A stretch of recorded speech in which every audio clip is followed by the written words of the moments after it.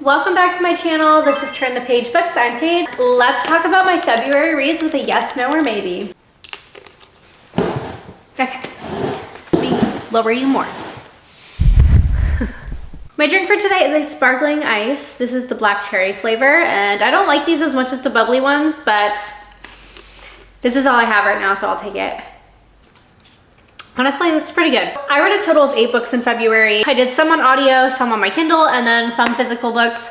So let's get into it. I started off my month by finishing Punking Around by Emily Rath. This is that hockey romance that's really, really spicy. It's a poly romance. Why choose? It's about a doctor who goes to work with the Jacksonville Rays, which is Jacksonville's made-up hockey team. Realizes she already knows one of the hockey players, but first she meets the sports equipment manager, and the goalie is also thrown in there. This one is not going to be for everybody, but I do recommend it if you're looking for heavy spice, if you don't want to be thinking too hard or reading something super emotional. It's just one of those reads to have fun and not think about everything else. It's the spiciest, smuttiest book I've ever read. I personally was excited to read it because the author is from Jacksonville. I live right in Jacksonville, so yeah, it's very entertaining, that's for sure. The second book I read, I don't have the hard copy for, I did the audio, and it's called Beauty Queens by Libba Bray. This is about a group of girls who are in high school. They're beauty queens, they're going to a pageant, and their plane crashes. It has a lot of satire. It's definitely a girl power type book,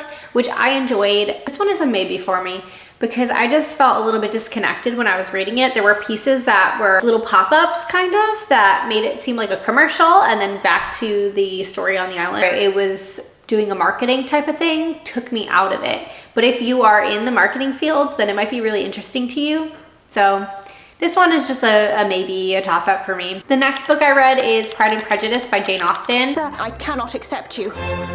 Don't worry, Mr. Collins. Tell her you insist upon them marrying. Oh, please. You will have this house. I can't marry and him. save your sisters from destitution. You cannot make me. In my last, or a few videos ago, I mentioned that I want to read more classics.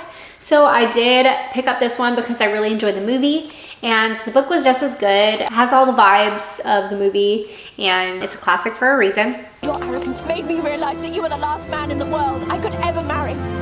I have Pride and Prejudice and Zombies, and I have Jane Not in Love, and they're both Jane Austen type books, but I think this one truly follows the story a little bit more. I also picked up the illustrated version of Pride and Prejudice, and it's absolutely gorgeous. I just love the art in here, like so pretty, and it's kind of fun to go through it with pictures too. I am excited to use this for pictures for my bookstagram, but it's just really cute, and the cover is really cute. So One Dark Window by Rachel Gillig. This is a dark fantasy. I haven't read too many dark fantasy books, but it's a genre that I'm trying to get into.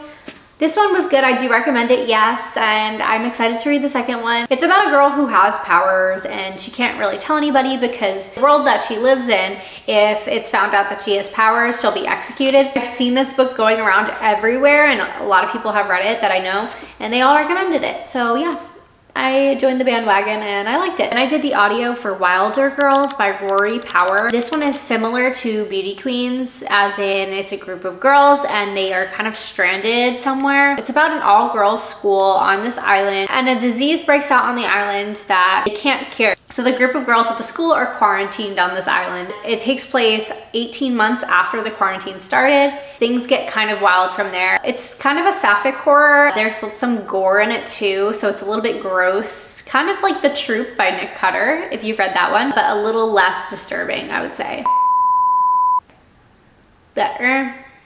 No, it's pretty disturbing. So I do recommend if you're into that type of scenario. The Wedding People by Alison Espach. I did finish this for my book club and I loved it. This one's a yes for me. But at my book club, there were a lot of mixed opinions. I think a lot of people went into it thinking it was more of a rom-com, but it's not. It has a lot of heavier topics and covers things that may be triggering to some people. So I would definitely check and read kind of a little synopsis about what it's about first before you dive in, because it may not be for you. But I also think that it kind of is a healing book, funny too. So I enjoyed the whole thing. It's about a woman who goes to Newport, Rhode Island to a hotel because she is feeling really depressed. She gets there and the hotel is rented out by a wedding. So she starts to meet these people at the wedding and her journey starts there. I reread Catching Fire by Suzanne Collins. Yes, I recommend. It's a 6-star, 1,000-star book for me. Dedicated. Her species, sir. The other victors. Because of her, they all pose a threat. Because of her, they all think they're invincible. I read it for the first time like maybe 10 years ago, maybe 15 years ago.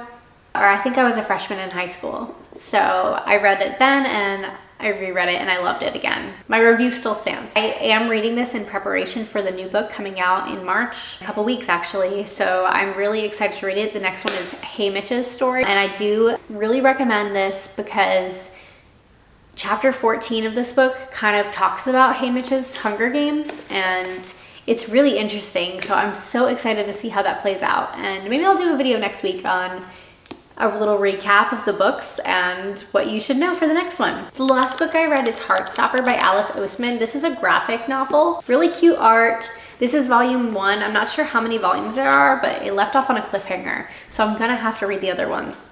But I do recommend this one. Yes, I loved it. I read it in like a half hour. I mean, graphic novels are so short to read, really quick to get through. So if you're trying to meet a reading goal and you want an extra book thrown in there, graphic novels are the way to go. All right, happy reading.